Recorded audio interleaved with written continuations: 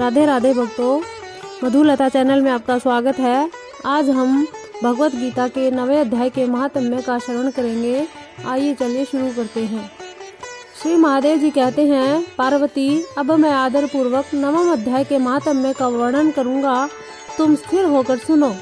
नर्मदा के तट पर महिष्मती नाम की एक नगरी है। वहाँ माधव नाम के एक ब्राह्मण रहते थे, जो वेदांगों के तत्वज्ञ और समय समय पर आने वाले अतिथियों के प्रेमी थे। उन्होंने विद्या के द्वारा बहुत धन कमाकर एक महान यज्ञ का अनुष्ठान आरंभ किया। उस यज्ञ में बलि देने के लिए एक बकरा मंगाया गया। जब उसके शरीर की पूजा हो गई, तब सबको आश्चर्य में डालते हुए उस बकरे ने हंसकर उच्च स्वर से कहा, ब्राह्मण, इन बहुत से यज्ञों द्वारा क्या लाभ है? इनका फल तो नष्ट हो जाने वाला है तथा ये जन्म, जरा और मृत्यु के कारण भी है। यह सब करने पर भी मेरी जो वर्तमान दशा है, इसे देख लो। बकरे के इस अत्यंत कौतूहलजनक वचन को सुनकर यज्ञ मंडप में रहने वाले सभी लोग बहुत विस्मित हुए। तब वे यजमान ब्राह्मण हाथ जोड़कर अपलक नेत्रों से देखते हुए बकरे को प्रणाम करके श्रद्धा और आदर के साथ पूछने लगे।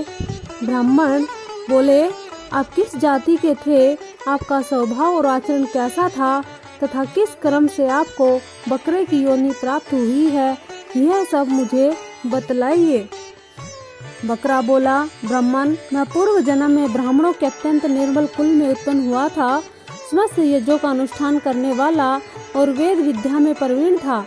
एक दिन मेरी स्त्री ने भगवती दुर्गा की भक्ति से विनम्र होकर अपने बालक के रोग की शांति के लिए बलि देने के निमित्त मुझसे एक बकरा मांगा।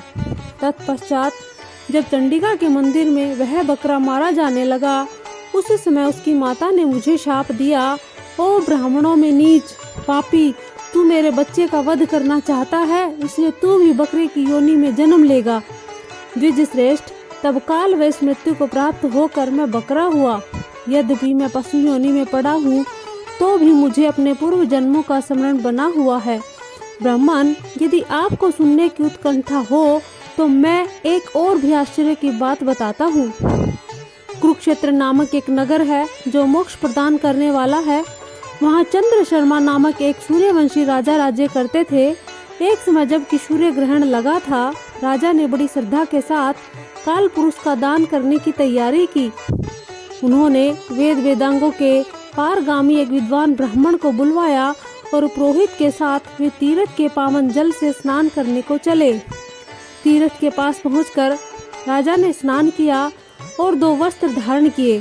फिर पवित्र एवं प्रसन्न चित्त होकर उन्होंने श्वेत चंदन लगाया और बगल में खड़े हुए पुरोहित का हाथ पकड़कर तत्कालोचित मनुष्यों से घिरे हुए अपने स्थान पर लौट आए।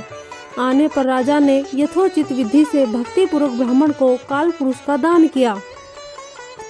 तब काल पुरुष का हृदय चीर कर उसमें से एक पाप आत्मा चांडाल प्रकट हुआ। फिर थोड़ी देर के बाद निंदा भी चांडाली का रूप धारण करके काल पुरुष के शरीर से निकली और ब्राह्मण के पास आई। इस प्रकार चांडालों की वह जोड़ी आंखें लाल किए निकली और ब्राह्मण के शरीर में हठात प्रवेश करने लगी। ब्राह्मण मन ही मन गीता के 9वें अध्याय का जप करते थे और राजा चुपचाप यह सब कौतुक देखने लगे। ब्राह्मण के अंतःकरण में भगवान गोविंद शयन करते थे, वे उन्हीं का ध्यान करने लगे। ब्राह्मण ने जब गीता के 9वें अध्याय का जप करते हुए हम अपने आश्रयभूत भगवान का ध्यान किया, उस समय गीता के अक्षरों से प्रकट हुए विष्णु दूतों द्वारा पीड़ित होकर वे दोनों चांडाल भाग चले। उनका उद्योग निष्फल हो गया। इस प्रकार इस घटना को प्रत्यक्ष देखकर राजा के नेत्र आश्चर्य से चकित हो उठे। उन्होंने ब्राह्मण से पूछा, विप्रवर, इस महाभयंकर आपत्ति को आपने कैसे पार किया? आप किस मंत्र का जप और किस देवता का स्मरण कर रहे थे? वह पुरुष तथा वह स्त्री कौन थी? वे दोनों कैसे उपस्थित हुए? फिर वे शांत कैसे हो गए? ये सब मुझे बतलाइए।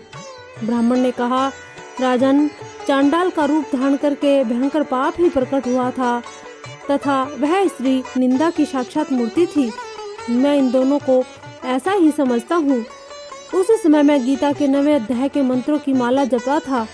उसी का महात्म्य है कि सारा संकट दूर हो गया। महीपते, मैं नित्य ही गीता के 9वें अध्याय का जब करता हूँ उसी के प्रभाव से प्रतिग्रह जनित आपत्तियों से पार हो सका हूँ।